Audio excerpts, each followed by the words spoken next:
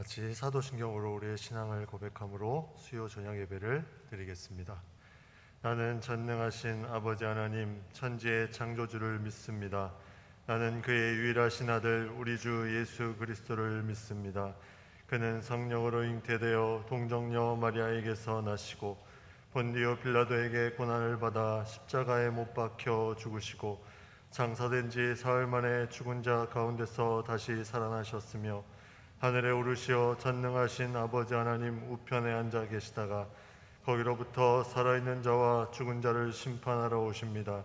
나는 성령을 믿으며 거룩한 공교회와 성도의 교제와 죄를 용서받는 것과 몸의 부활과 영생을 믿습니다. 아멘. 찬송가 154장, 통일 찬송가 139장 같이 찬송하겠습니다.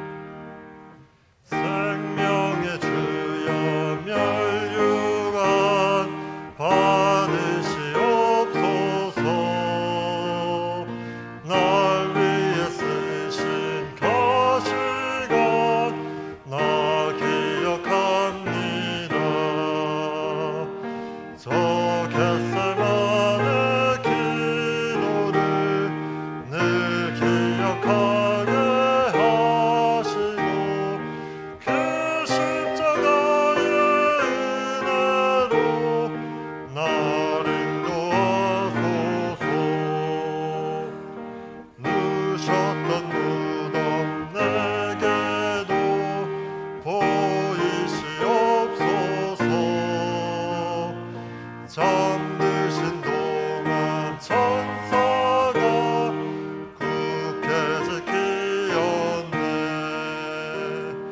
저 겟세마네 기도를 늘 기억하게 하시고 그 십자가의 은혜로 날 인도하소서. 마리아처럼 새벽에 주께로 갑니다. 빈 무덤 내게 보이사 날 가르치소서. 저 겟세마네 기도를 늘 기억하게 하시고 그 십자가의 은혜로 날 인도하소서. 고난의 잔을 날 위해 다 마셨나이다. 나 항상 나의 십자가 감당케 하소서. 저 겟세마네 기도를 늘 기억하게 하시고 그 십자가의 은혜로 날 인도하소서.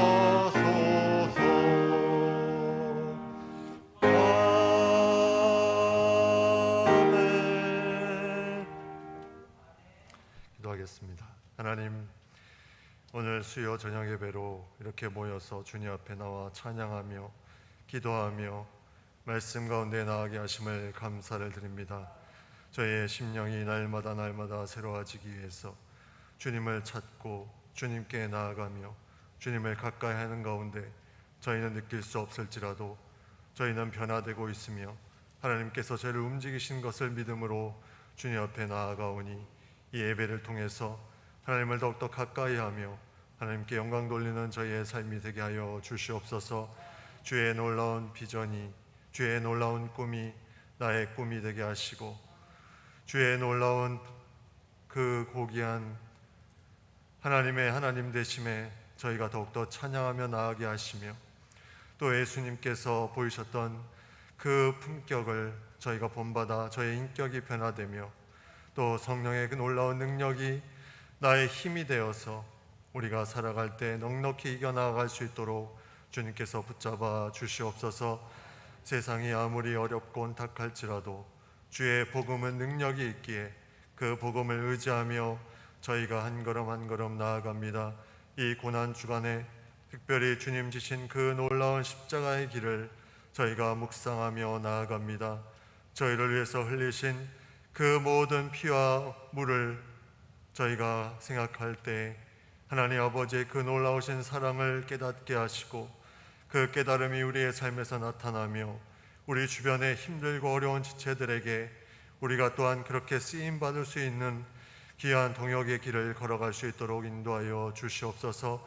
하나님의 마음을 품고 저희가 나아갑니다. 오늘도 말씀 가운데 나아갑니다.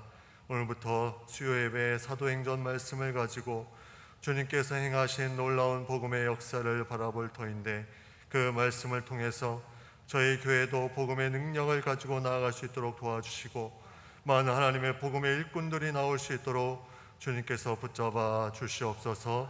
예수님의 이름으로 기도드립니다. 아멘.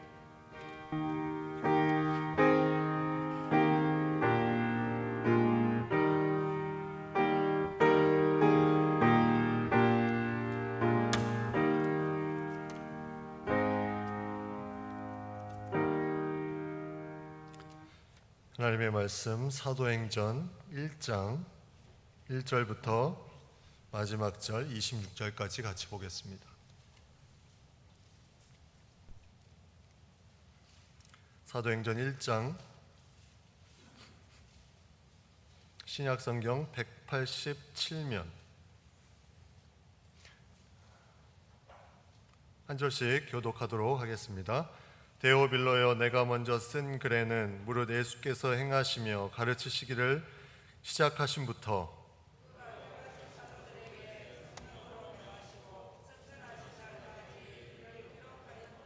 그가 고난받으신 후에 또한 그들에게 확실한 많은 증거로 친히 살아계심을 나타내사 40일 동안 그들에게 보이시며 하나님 나라의 일을 말씀하시니라.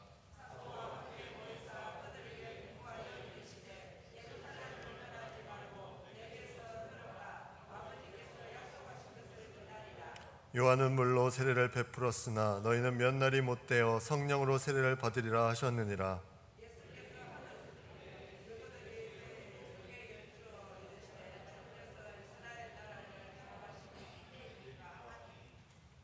이르시되 때와 시기는 아버지께서 자기의 권한에 두셨으니 너희가 알 바 아니요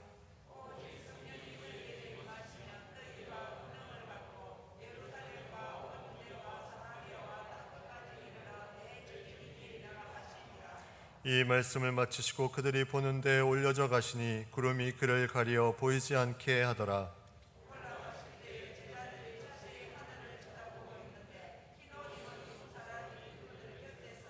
이르되 갈릴리 사람들아, 어찌하여 서서 하늘을 쳐다보느냐. 너희 가운데서 하늘로 올려지신 이 예수는 하늘로 가심을 본 그대로 오시리라 하였느니라.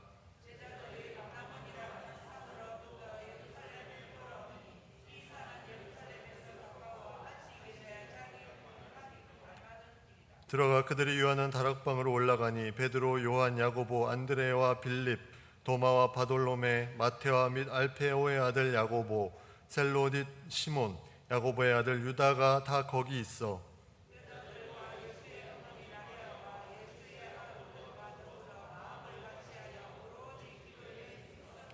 모인 무리의 수가 약 120명이나 되더라. 그때 베드로가 그 형제들 가운데 일어서서 이르되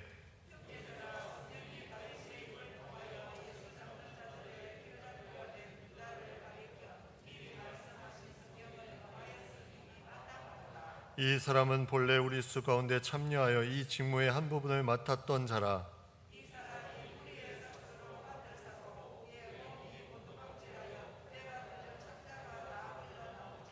이 일이 예루살렘에 사는 모든 사람에게 알려져 그들의 말로는 그 밭을 아겔다마라 하니 이는 피밭이라는 뜻이라.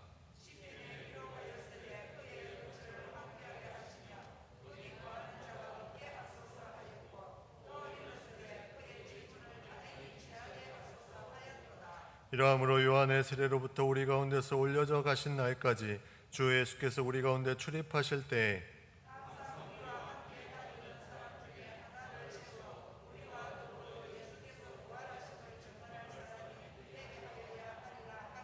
그들이 두 사람을 내세우니 하나는 바사바라고도 하고 별명은 유스도라고도 하는 요셉이요 하나는 matti아라.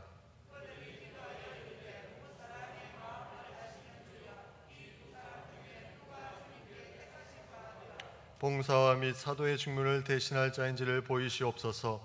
유다는 이 직무를 버리고 제 곳으로 갔나이다 하고 제비 뽑아 matti아를 얻으니 그가 11 사도의 수에 들어가니라. 아멘. 오늘부터 사도행전을 우리가 수요예배 때 함께 나누기 원합니다. 사도행전은 복음을 증거하고 또 많은 이방 민족들이 주님께 돌아오는 그런 귀한 내용들이 이 사도행전에 담겨져 있습니다. 구약에는 역사서가 많이 있죠. 여호수아부터 쭉 가서 에스더까지 역사서가 한 12권 정도 되는데 신약 성경에 역사서 하면은 유일하게 이 사도행전이라고 많이 말을 합니다. 그 역사의 흐름을 그렇게 나타낸 책이라는 거죠. 사도행전에는 처음에는 아주 분위기가 좋죠.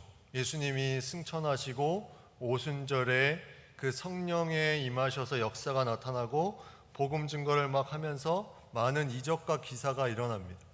근데 박해가 시작되면서 흩어지고 다 흩어지지만 그 가운데 이제 이방인들이 전도되고 거기에 고넬료의 회심도 나오고 또 바울이라는 놀라운 하나님의 종이 이제 거기서 회심하는 내용이 나옵니다. 그리고 바울이 이제 1차, 2차, 3차 전도 여행을 통해서 복음을 증거하는 내용이 나오죠. 명설교가인 마틴 로이드 존스 목사님이 이 사도행전에 대해서 이렇게 권면을 했습니다. 나는 여러분이 그 책 안에 거할 것을 권합니다. 그것은 내가 알기로는 성령의 영역 안에서 가장 강력한 강장제입니다. 이 마틴 로이드 존스 목사님이 강장제라는 말을 뭐라고 썼을까요? 아무튼 이걸 번역했을 때 나는 여러분이 그 책 안에 거할 것을 권합니다. 그것은 내가 알기로는 성령의 영역 안에서 가장 강력한 강장제다. 가장 강력한 영향을 주고 힘을 줄 수 있는 그런 책이 바로 사도행전이라는 거죠. 근데 초대교회가 이런 역사가 나타났다. 우리는 어떻게 생각할 수 있냐면 초대교회는 그때 예수님도 계셨고 여러 가지 그 환경이 잘 받쳐져 있지 않았을까? 우리는 그렇게 생각할 수 있죠. 그래서 초대교회는 그런 성령의 역사가 있을 수 있는 시기다. 근데 사실 그 시기나 지금 우리 시기나 크게 다를 바가 없습니다. 그 시기도 고난과 박해와 이단들이 엄청나게 많이 있었죠. 지금 우리와 상황과 그렇게 크게 다를 바가 없습니다. 그리고 그 시대에는 로마의 압제를 받고 있었기 때문에 어쩌면 더 힘든 시대였을 수도 있어요. 근데 그럼에도 불구하고 성령의 놀라운 역사가 그 안에 나타납니다. 그래서 사람들은 교회에서 많은 얘기를 합니다. 공동체 하면은 초대교회 공동체, 선교 하면 바울의 선교, 이렇게 공식화적으로 얘기를 합니다. 과연 그 공식화에 우리가 따라갈 수 있을까? 과연 그렇게 쉽게 얘기할 수 있는 것인가? 우리는 한번 생각해 볼 필요가 있다는 거죠.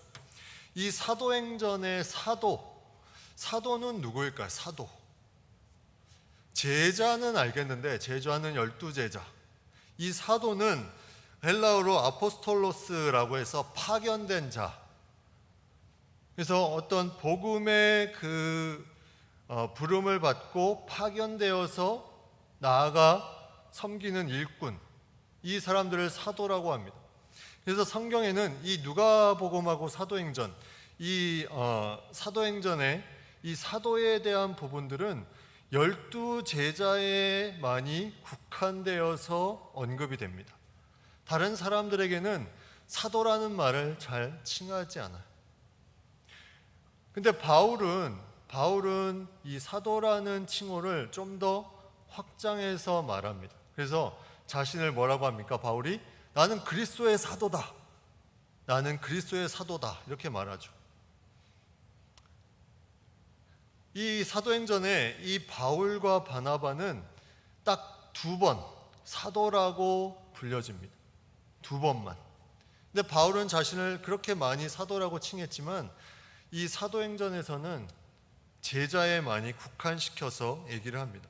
그 말은 다시 말하면 사도의 그런 권위를 가진 사람들은 상당히 제한적이다.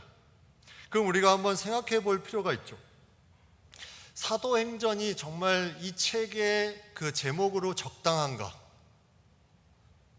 사도행전이라 하면 사도들이 행한 어떤 책을 가리키는 내용일 텐데 사도행전이 이 책의 내용에 적당한가?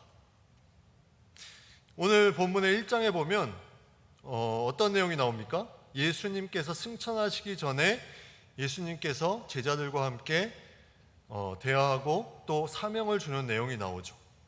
그리고 이 뒤에 보면 사도로 칭하지 않은 사람들이 사역하는 내용들도 나옵니다.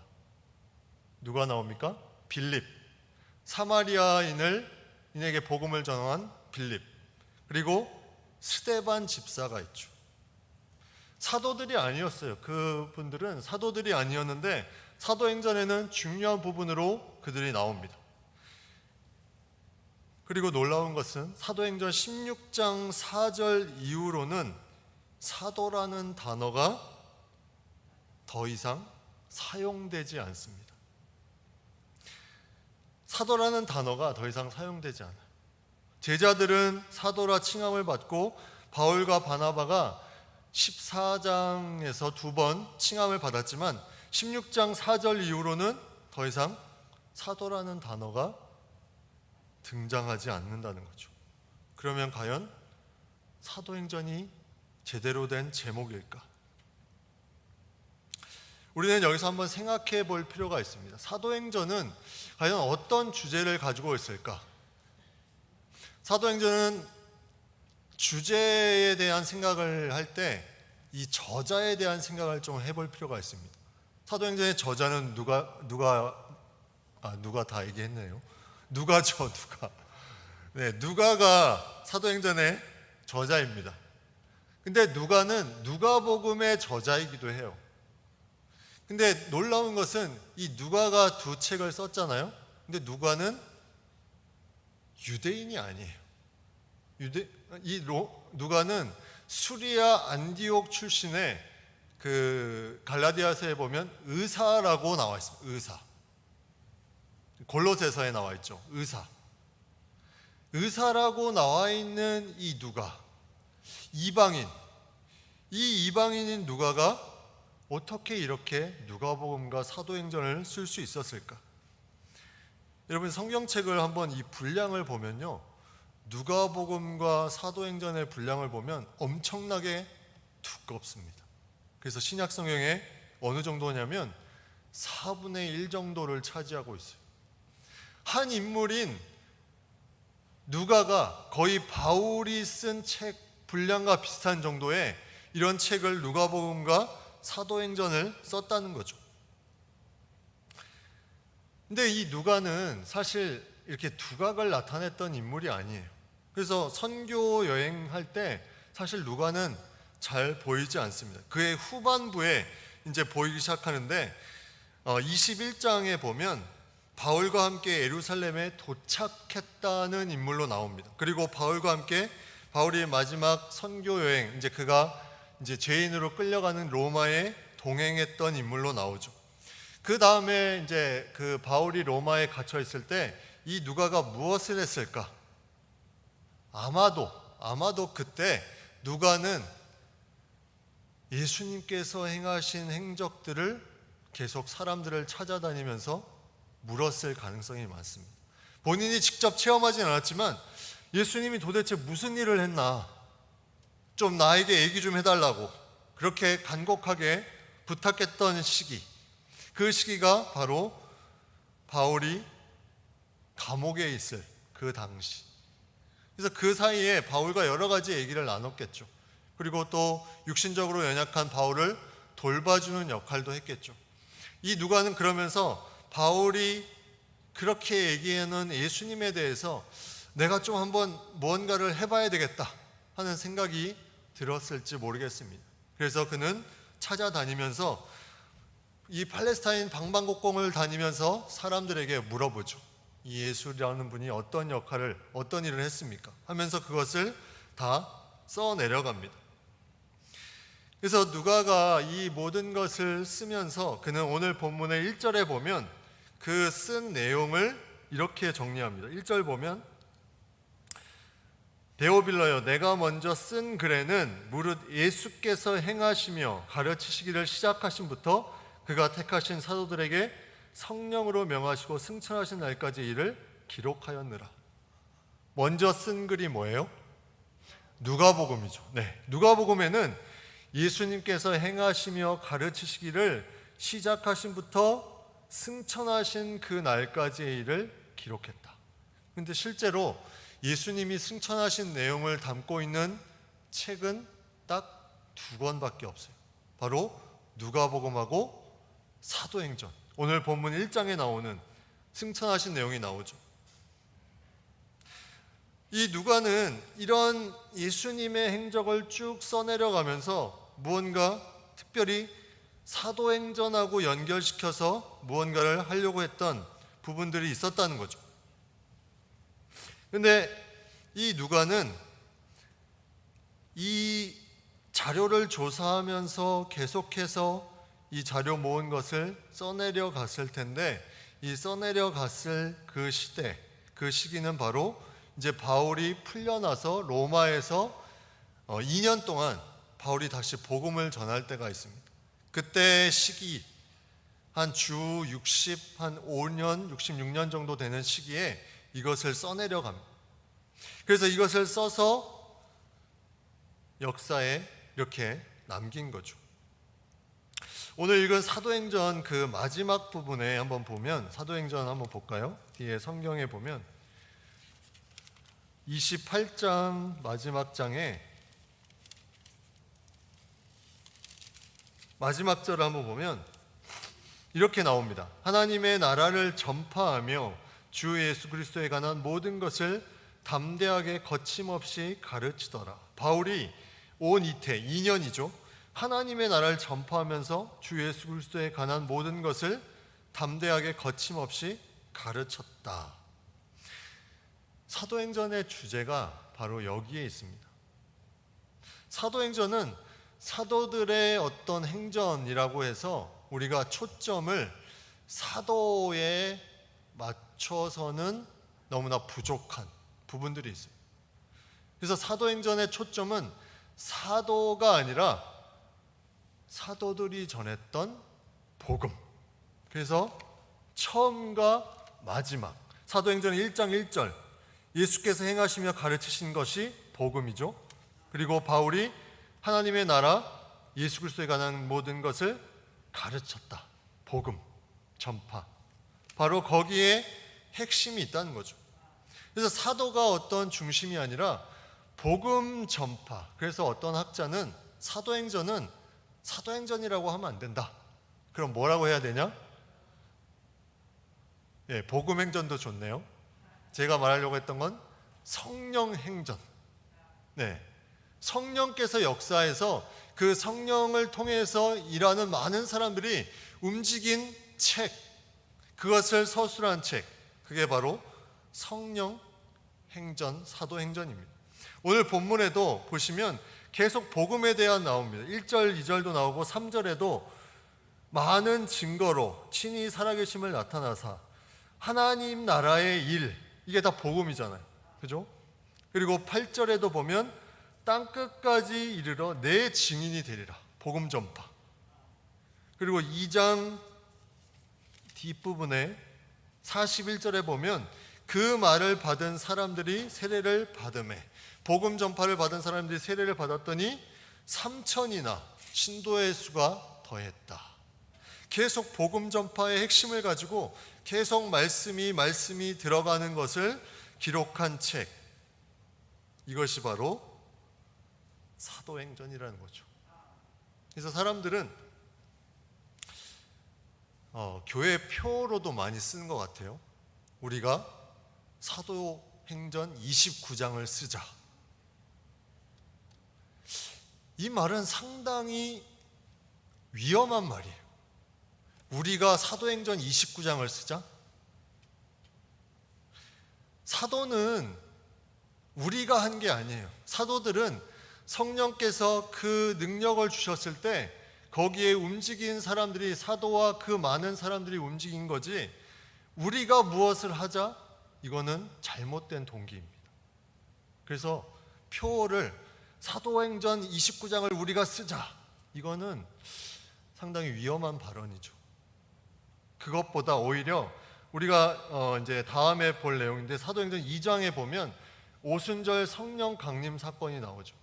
성령 강림 사건은 우리도 동일하게 경험을 했어요. 성령이 지금 그때부터 계속 계시기 때문이죠. 근데 우리는 그 사람들만큼 살아나느냐, 살아내고 있느냐? 그러면 우리의 그 말은, 우리는 사도행전 2장을 배우자, 오히려 더 근본으로 돌아가서 그 사도행전, 우리가 이미 받았던 성령을 받은 그 사람들에게 그 사람들이 했던 그 역사를 우리가 배우자. 이게 오히려 더 우리가 해야 될 부분이 아닌가. 그래서 성령 행전이라는 주석을 쓴 아더 피터슨이라는 사람이 이런 말을 했습니다. 아마도 우리는 이 책을 감히 성령 행전이라고 부를 수 있을 것이다. 왜냐하면 그것은 처음부터 끝까지 성령의 강림과 활동에 대한 기록이기 때문입니다.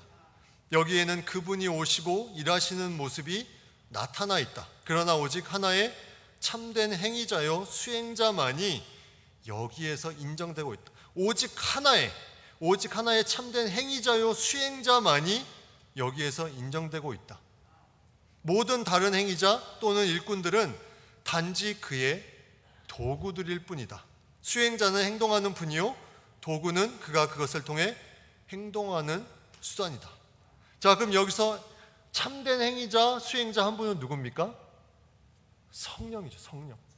그 외에 많은 다른 행위자, 일꾼들은 도구로 쓰임받고 있다는 거죠. 그래서 우리가 사도행전 29장을 쓰자, 이 말은 상당히 위험한 발언입니다. 취지는 이해가 되죠. 우리가 그만큼 성령의 역사를 기대하자. 이 누가가 쓴 사도행전, 또 누가가 쓴 누가복음, 이 누가복음과 사도행전에 또 다른 특징이 있는데, 그 특징은 뭐냐면 장소를 상당히 강조를 합니다. 장소. 이 장소가 어디일까요? 예루살렘. 다른 복음서에서는 이 예루살렘이 한 10번 정도밖에 등장 안 하는데, 이 누가복음에는 이 예루살렘이 자그마치 3배, 30번 정도 나옵니다. 그리고 이 사도행전에는 예루살렘이 자그마치 58번, 오늘 읽은 1장에만 5번이 나옵니다. 이 부활과 승천 사이에 며칠 정도의 시간이 있습니까? 부활하시고 나서 승천한 게 40일 정도 후에 승천하셨죠. 근데 2장의 오순절 성령 강림은 오순절은 50일이죠. 그럼 승천하고도 이 제자들, 이 예수를 믿는 사람들은 열흘 동안 이제 예수님 없이 살아갈 수밖에 없는 그런 사람이었습니다. 그래서 예수님께서 오늘 본문의 4절에 이렇게 말씀합니다. 예루살렘을 떠나지 말고 내게서 들은 바 아버지께서 약속하신 것을 기다리라. 예루살렘, 이것은 어떤 의미가 있었을까요? 왜 여기를 떠나지 말라고 했을까? 하나님의 약속이 이 가운데 있었기 때문이죠. 그게 뭐예요? 성령이 이곳에 임할 것이다. 성령이 이곳에 임할 것이다. 그렇기 때문에 너희는 내가 승천하고 나서 열흘 동안 떠나지 마라. 내가 없다고 떠나지 말고 그 약속을 붙잡고 너희는 같이 기다려라. 그래서 그들이 뭘 했습니까? 기도했죠. 기도하면서 기다렸습니다. 예루살렘이라는 그 지역은 너무나 중요한 지역이었어요. 예루살렘의 지역은 그만큼 하나님의 약속이 이루어지는 땅이었어요. 그래서 예루살렘에 그들이 거할 때 이 놀라운 역사가 나타나는 일이 펼쳐지게 되는 거죠. 근데 지금까지 복음의 성장에는 이러한 어떤 지역에 대한 폭발적인 성장이 간혹 있었습니다. 예루살렘 이후에도 최근에 좀 멀리 있는 이야기지만 18세기, 19세기에 미국의 조나단 에드워즈를 중심으로 한 대부흥운동, 그 지역을 중심으로 한 지도자, 물론 여기 사도행전에는 12제자와 베드로, 바울 중심으로 그것이 이루어지지만 그 지역의 어떤 세운 한 사람 한 사람을 통해서 이루어지는 그 놀라운 역사, 그리고 우리가 잘 아는 평양 대부흥운동, 평양 장대현 교회에서 일어났죠. 그 지역에 나타난 한 사람의 회개운동, 길선주 목사님의 회개운동을 통해서 계속해서 회개의 바람이 일어납니다. 놀라운 부흥의 역사가 나타나죠. 그리고 나이지리아에 제가 최근에 영상을 보니까 그 라인하르트 본케 목사님이라는 분이 그분의 동역자와 함께 그 나이지리아를 복음화시키는데 놀랍습니다. 2000년부터 2009년까지 그 도시가 등록 교인들만 100만 명 이상씩 계속 나타나는 거예요. 그래서 나이지리아가 그 10년 동안 5천만 명 이상이 영접을 합니다. 그래서 지금 나이지리아 인구가 한 2억 명 되는데 그 중에 40%가 기독교인. 근데 40%면 한 8천만 명이죠. 그 중에 한 5천만 명이 그 10년간에 그렇게 예수님을 믿게 되었다는 거죠. 지역에 따라서 그 세워진 사람을 통해서 계속해서 집중적으로 그것이 퍼져나아갑니다. 오늘 이 사도행전에는 이 예루살렘이 이 집중돼서 이곳을 통해서 퍼져나아가죠. 나중에 안디옥을 통해서 1차, 2차, 3차 전도여행이 퍼져나아갑니다. 이 사도행전에 아까 누가가 출신이 어디라고 했냐면 이 안디옥은 수리아 안디옥이죠. 수리아 안디옥에 대한 부분을 이 누가는 잘 알고 있었어요. 그래서 그가 선교 관련돼서 출발지이기도 하고 그가 많은 것들을 그곳에서 자료도 모으고 거기에 대해서 해당되는 내용들을 더 자주 언급했던 것을 보게 됩니다. 자, 사도행전은 수신자가 있습니다. 수신자가 누구냐면 데오빌로라고 나옵니다. 데오빌로. 이 데오빌로는 누가복음의 수신자와 동일합니다. 이 데오빌로는 누굴까? 누가복음 1장 3절에는 가카라고 호칭이 붙어 있습니다. 데오빌로 가카. 가카라는 말을 쓴 거 보면 좀 높은 사람이겠죠. 아마도 많은 학자들이 추측하기에는 로마의 고위 신분이었다가 기독교로 개종한 이방인이 아니었을까 추측을 해봅니다. 또 어떤 학자는 이 데오빌로의 뜻이 뭐냐면 하나님의 사랑을 받은 자, 이런 뜻이 있어요.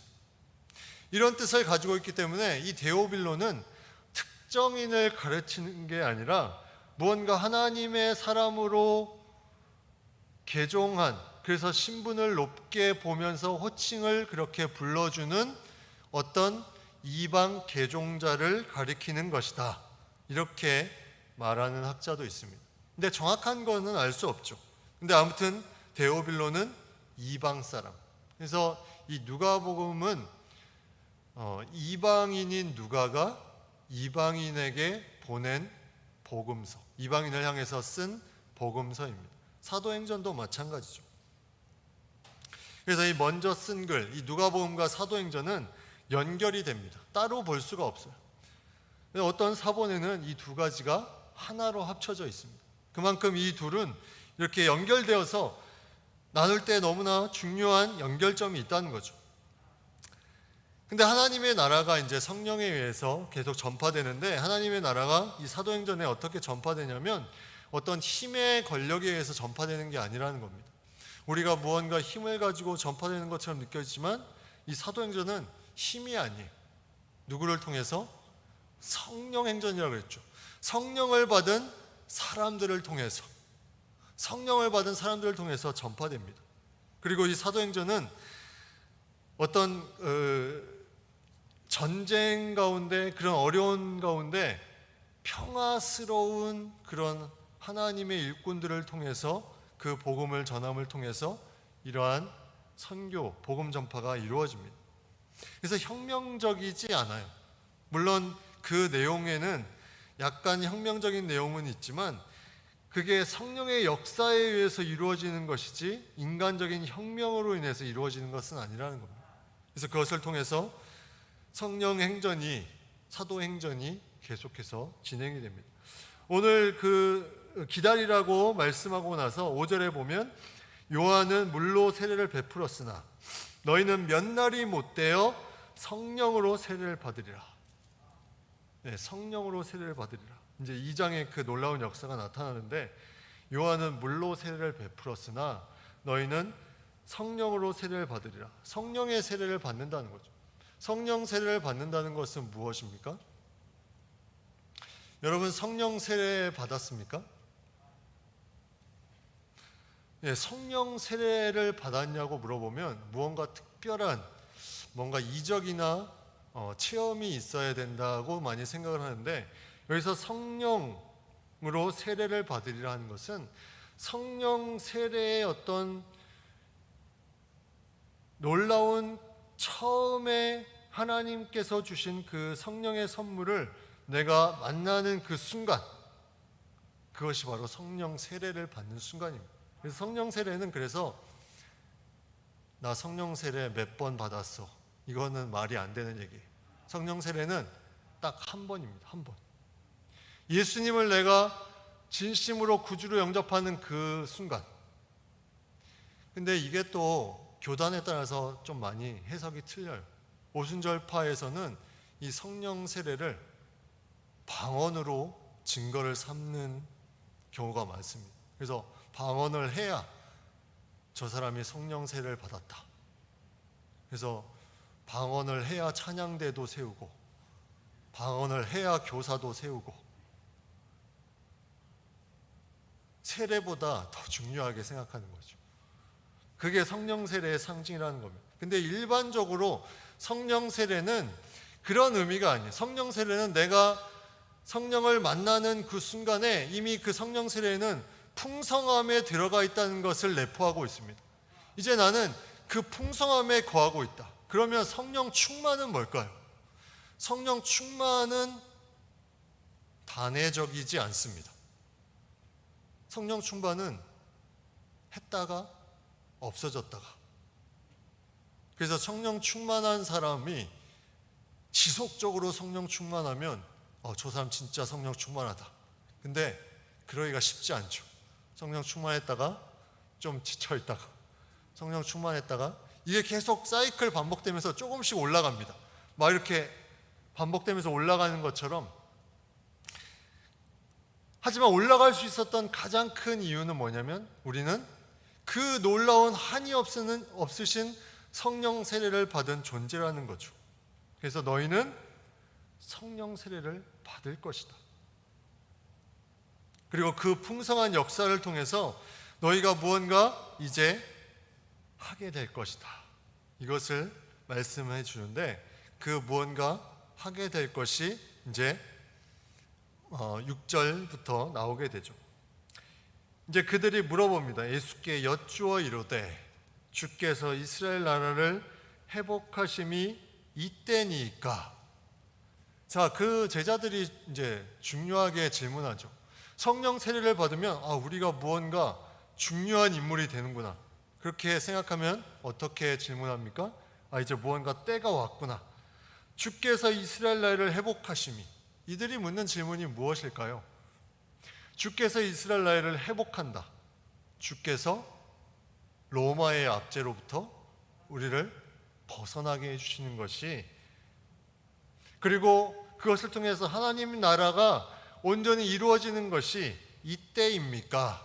이것을 물어보는 거예요. 그때 예수님께서 뭐라고 대답을 하십니까? 7절의 말씀에 보면 때와 시기는 아버지께서 자기의 권한에 두셨으니 너희가 알 바 아니다. 너희가 알 바 아니다. 때와 시기는 알 바 아니다. 우리가 그 종말에 관련된 장에도 나와 있죠. 때와 시기는 마태복음 24장에도 아버지만이 아신다. 아무도 그것을 알 수 없다. 만약에 그걸 알게 되면 어떻게 될까요? 알게 되면 아마 대부분의 사람들이 그때 1년 전부터 열심히 믿지 않을까요? 그 전에는 막 자유롭게 놀다가 1년 전에 이때부터 내가 제대로 한번 믿어야지. 때가 이때니까. 오히려 모르는 게 더 좋을 때가 있다는 거죠. 때와 시기는 아무도 모른다. 아버지만 아신다. 그렇다고 모른다고 가만히 있어야 되나? 그건 아니라는 겁니다. 뭘 하라고 했습니까? 8절 말씀에 오직 성령이 너에게 임하시면, 성령 세례를 받으면 너희가 권능을 받고, 권능을 받았다. 우리도 다 권능을 받은 존재입니다. 권능을 받고 예루살렘과 온 유대와 사마리아와 땅끝까지 이르러 내 증인이 되리라. 사도행전의 이 복음 전파의 흐름, 이 주제가 이제 성령을 통한 복음 전파인데, 복음 전파의 흐름을 보면 이 8절 말씀이 그대로 나와 있죠. 처음엔 예루살렘, 그 다음에 유대, 사마리아, 빌립이 전도한 사마리아인, 그 다음에 바울을 통해서, 베드로를 통해서 고넬료 사람들과 1차, 2차, 3차 전도여행을 통해서 이방, 땅끝까지 증인이 되리라. 이것이 그대로 이루어집니다. 교회는요, 선교적이어야 된다는 거죠. 선교적이어야 된다. 근데 단순히 선교적인 동시에 또 하나는 종말적이어야 됩니다. 그때는 모르지만 그때를 향해서 달려가는 거죠. 계속 그때는 모르지만 그때를 향해서 사명을 감당하면서 달려갑니다. 선교적이고 종말적이면 교회는 흔들리지 않습니다. 근데 교회가 흔들리는 가장 큰 이유는 이 중심이 흐트러지기 때문이죠. 선교적이지 않고 종말적이지 않습니다. 그렇기 때문에 앞에 눈에 보이는 것만 열심히 추구하게 되고 선교가 아닌 다른 것을 좇을 때가 많이 있다는 거죠. 이러한 말씀을 사명을 줍니다. 사명을 받았다. 사명을 주셨다. 이것은 우리에게도 해당됩니다. 우리가 성령 세례를 받았기 때문에 우리도 동일하게 여기에 대해서 반응을 해야 된다는 거죠. 초대교회로 돌아가자. 초대교회를 배우자. 이거는 바로 그냥 말만 하는 게 아니라는 거예요. 너무나 어려운 것입니다. 그래서 이 말을 함부로 하면 안 된다는 거예요. 사도행전 29장을 우리가 쓰자. 이게 쉬운 일이 아니라는 겁니다. 땅끝까지 이르러 복음을 증거하시겠습니까? 반대로 이렇게 물어보면 대답할 사람이 많지 않다는 거예요. 사도행전 29장을 쓴다는 그 말은 우리가 그만큼 열심히 훈련받고 준비되고 제자로서 살 수 있는 그러한 모습으로 성령 충만함을 유지해야 된다는 거죠. 그렇지 않으면 우리는 쉽게 사도행전 29장을 쓴다는 말을 할 수 없습니다. 그렇게 쉽게 말할 수 있는 것이 아니라는 거죠. 예수님께서 그 말씀을 마치고 이제 승천하십니다. 그들이 보는데 올려져 가시니 구름이 그를 가리어 보이지 않게 하더라. 그러면서 이제 말씀합니다. 11절에 보면 갈릴리 사람들아 어찌하여 서서 하늘을 쳐다보느냐, 너희 가운데서 하늘로 올려주신 이 예수는 하늘로 가심을 본 그대로 오실 것이다. 그대로 오실 것이다. 여러분, 종말의 때, 그때는 모르지만 이러한 징조들은 많이 나와 있죠. 종말의 때 난리와 난리 소문, 전쟁, 기근, 지진, 그리고 온 민족에게 천국 복음이 전파되고 나서 종말이 올 것이다. 그리고 오늘은 종말의 모습까지 나옵니다. 예수님이 하늘로 올려주신 그 너희가 본 그대로 오실 것이다. 근데 이때는 승천하신 때는 누구만 봤습니까? 제한적인 사람들만 봤습니다. 그 주변에 있는 제자들, 그 주변에 있었던 사람들만 보는데 마지막 때에 다시 오실 때는 어떻게 될까요? 그 답이 요한계시록 1장 7절에 있습니다. 네, 제가 이 본문을 미리 방송실에 줬어야 되는데 제가 읽어드리겠습니다. 볼지어다 그가 구름을 타고 오시리라. 각 사람의 눈이 그를 보겠고 그를 찌른 자들도 볼 것이요 땅에 있는 모든 족속이 그로 말미암아 애곡하리니 그러하리라. 자, 보십시오. 승천하실 때는 일부분만 봤습니다. 그런데 다시 오실 때는 모든 족속이 그로 말미암아 애곡할 것이다. 심판의 때는, 마지막 때는 예외가 없이 다 그거를 느낀다는 거죠. 그래서 그때는 더 이상 기회가 없습니다. 애곡하는 사람들이 있는 반면에 찬양하는 사람들이 있습니다. 그 중간은 없습니다. 애곡하거나 찬양하거나. 이 제자들에게 예수님께서 무엇을 강하게 말씀하고 싶었을까? 내가 다시 온다. 너희들 슬퍼하지 말고 내가 다시 오기 때문에 너희가 가지고 있는 그 복음, 그것을 너희가 받는 그 성령을 통해서 계속해서 내가 있는 그때만큼, 그때보다 더 너희는 더 큰 일을 할 것이다. 그것을 지켜 나아가면 하나님의 때에 너희는 마지막에 하나님을 찬양하게 될 것이다. 이것을 강하게 말씀하고 있습니다. 그래서 이 제자들은 이 예수님의 뜻을 이해했던 것 같아요. 그래서 이해해서 움직이며 반응합니다. 그래서 그들이 이제 감람원이라 하는 산, 여기가 이제 예루살렘에서 가까운 한 1.5km 정도 떨어진 산에 가서 안식일을 지키고 또 돌아와서는 다락방에 모여서 그들이 기도회를 합니다. 집회를 열고 기도하면서 그것을 기다리죠. 예, 그래서 그 하나님의, 그 예수님의 그 사명을 감당하기 위해서 이제 준비하는 그런 모습들을 보게 됩니다. 예, 12절부터 우리가 다음 주에 우리 계속해서 보기로 하고요. 그 후의 내용이 계속 이어집니다. 그래서 누가가 하나님께서 그 누가복음과 사도행전을 쓰게 한 이유가 그 이방인들을 향해서 계속해서 이 복음서와 이 복음 전파를 증거하는 것을 통해서 우리에게도 이것을 함께 나눌 수 있고 함께 할 수 있도록 우리를 훈련시키시고 준비시키기 위해서 이것을 우리에게 허락하신 것이다. 그래서 이 분량이 많은 것은 그만큼 이유가 있다는 거죠.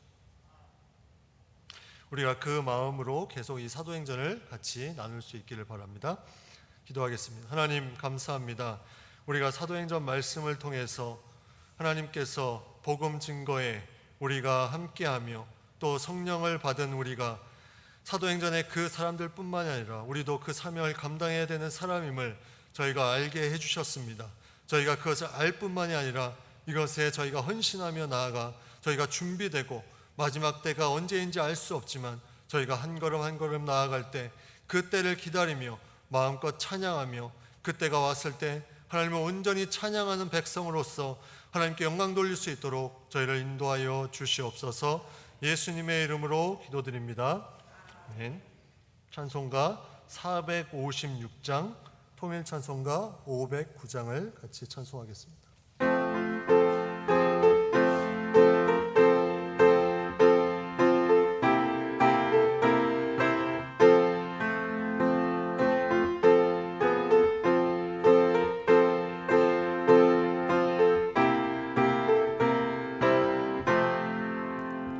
거친 세상에서 실패하거든 그 손 못 자국 만져라.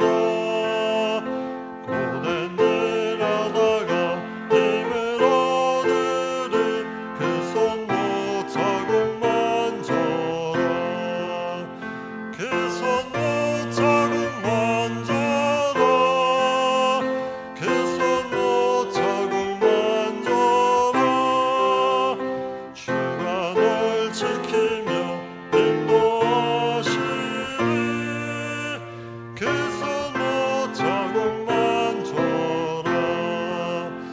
내가 어둠 속을 걸어갈 때에 그 손 못 자국 만져라. 주가 참 평안을 내게 주시니 그 손 못 자국 만져라. 그 손 못 자국 만져라. 그 손 못 자국 만져라. 주가 널 지키며 인도하시니 그 손 못 자국 만져라. 내가 부활의 주 따라가려면 그 손 못 자국 만져라. 내가 주 안에서 길을 살리라.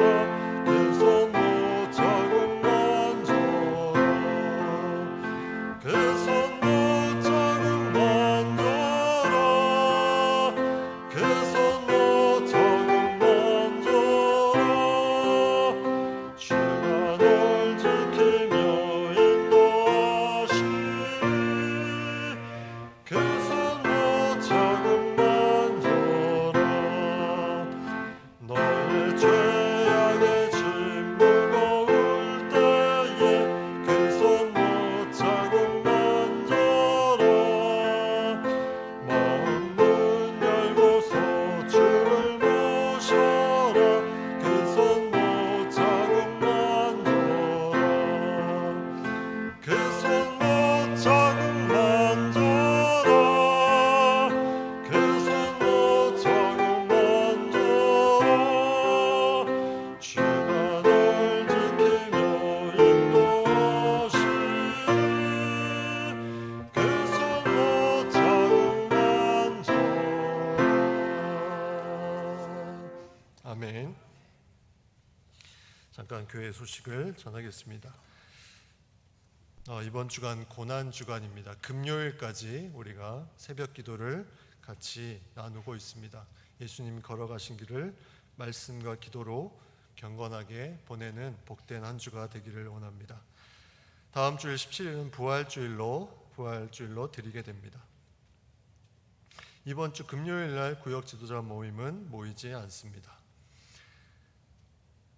같이 기도를 하겠습니다. 우리가 받은 말씀을 생각하면서 또 우리가 주변에 있는 환우들이 있으면 우리 환우들을 생각하면서 또 가정에 여러 가지 어려움을 있다면 그 어려운 가운데 하나님께서 해결해 달라고 또 우리 자녀들을 위해서 기도해 주시기 바랍니다. 또 교회를 위해서 그리고 우리가 복음을 가지고 나아가는 복된 교회가 될 수 있도록 성령을 받은 한 사람 한 사람이 깨어 일어날 수 있게 해달라고 고난 주간에 주님과 동행하는 귀한 한 주가 되게 해달라고 우리가 같이 기도하겠습니다.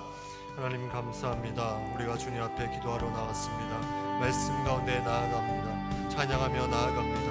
하나님 특별히 이 가운데 아파하는 영혼들이 있습니까? 교회에 나아가고 싶어도 그 육신의 연약함으로 말미암아 그 힘든 것을 통해서 하나님 주님 앞에 아뢰며 간구하며 나아가는 영혼들이 있습니까? 하나님 아버지 만져 주시옵소서.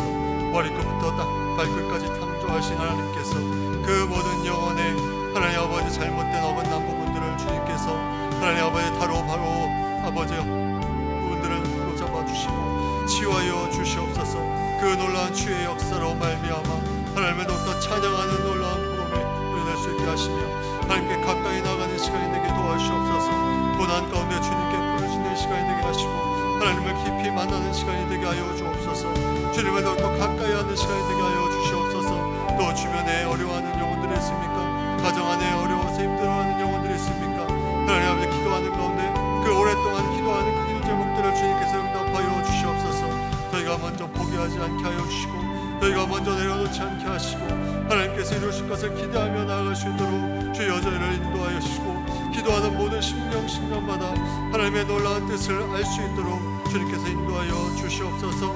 하나님 아버지 가정 가운데 귀한 자녀들을 허락하여 주옵습니다. 자녀들 어디에 있든지 출타 중이든지 하나님 아버지 출가했든지 또 군에 있든지 유학 중이든지 하나님 어린 자녀들이든지 그들이 어디에 있든지 학업 중에 있던지 주님께서 눈동자처럼 지켜주시고 하나님 아버지 이 시대의 악한 가치관을 배우지 않게 하시며 성령께서 역사하사 그들이 하나님 나라의 가치관을 배우게 하셔서 온전히 설 수 있는 귀한 영혼들 다 얻을 수 있도록 주여 인도하여 주시옵소서. 주님의 마음을 가지고 나아가 하나님의 귀한 군사로 성장할 수 있도록 귀한 동역자를 붙여주시고 귀한 사람들을 붙여주시고 귀한 교회를 만나게 하여 주셔서 하나님의 뜻을 이루어가는 복된 자녀들 다 얻을 수 있도록 인도하여 주시옵소서. 이를 위해서 기도하며 나아갑니다. 하나님께 의지하며 나아갑니다. 그 모든 간구를 주님께서 응답하여 주시옵소서. 교회를 세우신 주님, 저희 교회를 120일 역사 가운데 함께 해주심을 감사드립니다. 앞으로 복음을 가지고 나아갈 때 주의 놀라운 역사를 맛보는 복된 교회가 되게 하여 주옵소서. 한 영혼 한 영혼 일어나며 모든 사람들이 하나님께 부르짖음 받아서 하나님 땅 끝까지 이뤄 증인이 되는 놀라운 구원의 역사에 동참하며 동역할 수 있도록 하나님께서 인도하여 주시옵소서. 성령 행전 그 말씀대로 성령의 충만함을 통해서 성령 받은 것을 받을 수 있도록 주님께서 이끌어 주시옵소서.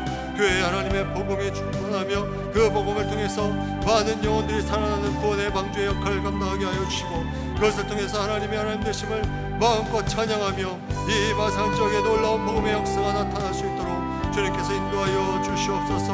하나님 아버지 고난 주간을 보내고 있습니다. 주님과 묵묵히 동행하며 하나님 아버지의 경건과 실제와 하나님 아버지의 겸손한 마음으로 나아가오니 주님 걸어가신 그 길을 깊이 묵상하게 하시고 하나님의 놀라운 뜻을 받으며 나아갈 수 있도록 주님께서 인도하여 주시옵소서. 주님이 걸어가신 그 길을 묵상하며 예수님께서 행하신 그 모든 것을 저희의 마음에 새기며 나아갈 수 있도록 주님께서 붙잡아 주시옵소서.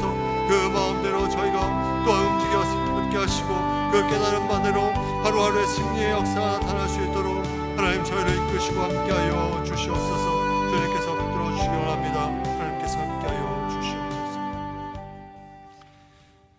이 모든 말씀을 예수님의 이름으로 기도드립니다. 아멘. 다 같이 주기도문으로 오늘 수요 저녁 예배를 마치겠습니다. 하늘에 계신 우리 아버지, 아버지의 이름을 거룩하게 하시며 아버지의 나라가 오게 하시며 아버지의 뜻이 하늘에서와 같이 땅에서도 이루어지게 하소서. 오늘 우리에게 일용할 양식을 주시고 우리가 우리에게 잘못한 사람을 용서하여 준 것 같이 우리 죄를 용서하여 주시고 우리를 시험에 빠지지 않게 하시고 악에서 구하소서. 나라와 권능과 영광이 영원히 아버지의 것입니다. 아멘.